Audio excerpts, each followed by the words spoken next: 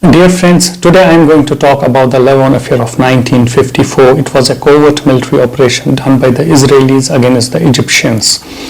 So the Lavon Affair is named after the Israeli Defense Minister Pinhas Lavon. Before we jump into the Lavon Affair, we first need to understand the politics of West Asia of 1950s. I think we should call it the West Asia and not the Middle East, because Middle East is a colonial term. It's actually the West Asia and not the Middle East.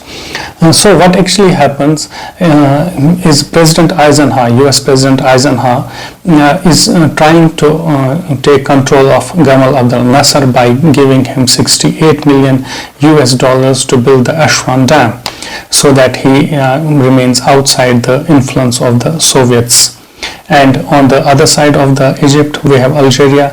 Algeria by this time is still occupied by the France. Nasser is also helping the Algerian rebels inside Algeria against France.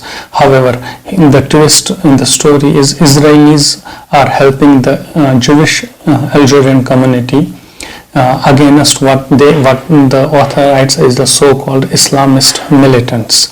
The third point also, which is very important for this story and the story of the West Asia, is the nationalization of Suez Canal. By this time in 1954, Suez Canal is still under the British control, and Nasser wanted to nationalize the Suez Canal. The second part of the story, Nasser is completely anti-Israelis, and he is completely anti-Jewish as well.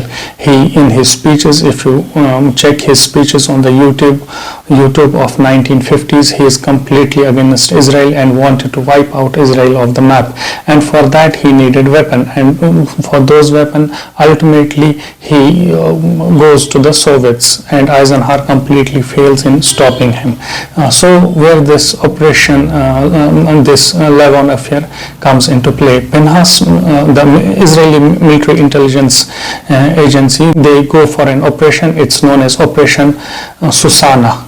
This was under this Lavon Affair thing.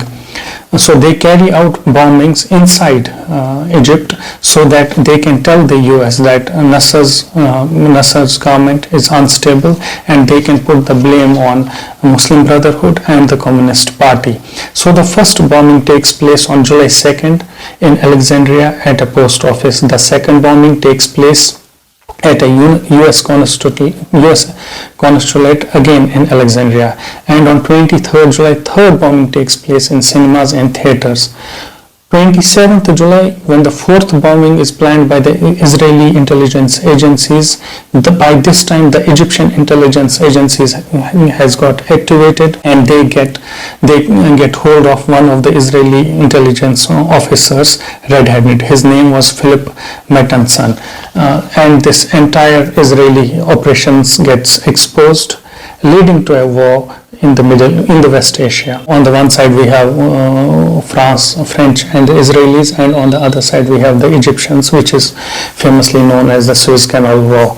However, third important very point, this Lavon Affair also sets stage for Israeli nuclear bombing test. By 1955, France has its first they detonate its first nuclear bomb, and because they are close, Israelis have been working closely with the French intelligence agencies.